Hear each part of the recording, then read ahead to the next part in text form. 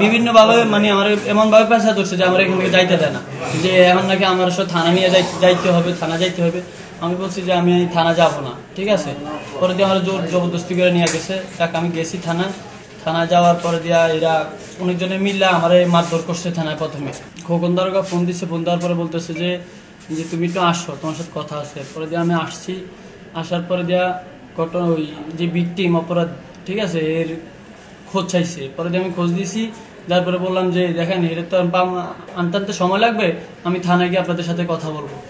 পরে দিয়া ওনারা বলছে আচ্ছা ঠিক আছে। বলার পরে দিয়া উনি আমার কাছ থেকে অনেকভাবে আমার পেশায় গোছা ধরছে। ধরার পরে দিয়া বিভিন্ন ভাবে আমার এমন ভাবে পেশা ধরছে যে আমার এখান থেকে যাইতে দেয় না, যে এখন নাকি আমার সাথে থানা নিয়ে যাইতে হবে, থানা যাইতে হবে।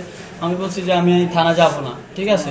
পরে দিয়ে আমার জোর জবরদস্তি করে নিয়ে গেছে, তাকে আমি গেছি থানা যাওয়ার পরে দিয়া এরা অনেকজনে মিললে আমার মারধর করছে থানায়। প্রথমে 3:30 4টার দিকে যখন একটু আজান দিবে এমন সময় এরা আসছে, আসার পরে বলতেছে যে এই রুমের থেকে তুমি উঠো, এই রুমে এক মহিলা থাকে, ঠিক আছে। এরপরে দিয়ে আমার উঠাই আমার কালো পট্টি দিয়া আমার চোখটা বাঁধছে, এরপরে আলু নিচ্ছে, আলু নিয়ে মুখের মধ্যে আলু ঢুকাইছে, আলু দিয়ে আমার জোরে ঘুষা দিয়ে আলু রে একবার ভালো মতো মুখে ঢুকেছে, ঢুকে আমার ইচ্ছা মতো রোল দিয়ে বাড়িয়া, ঠিক আছে, আমার হাতে হ্যান্ডকাপ লাগায়, আমার হাতের পিছনে হ্যান্ডকাপ লাগায়, ঠিক আছে, আমার ইচ্ছা মতো মারছে।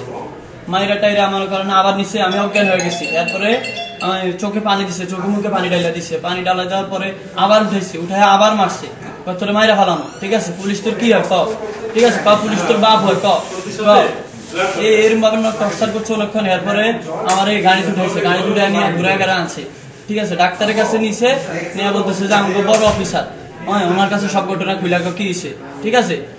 তোর আমরা মারছি নি, হ্যাঁ, আমি না, এরা আমার মনে করে অনেকভাবে টর্চার করতেছে, বলতেছে তোর মতো একটা ছাত্র তোলা মাইরে ফেলালে কিছু হইব না।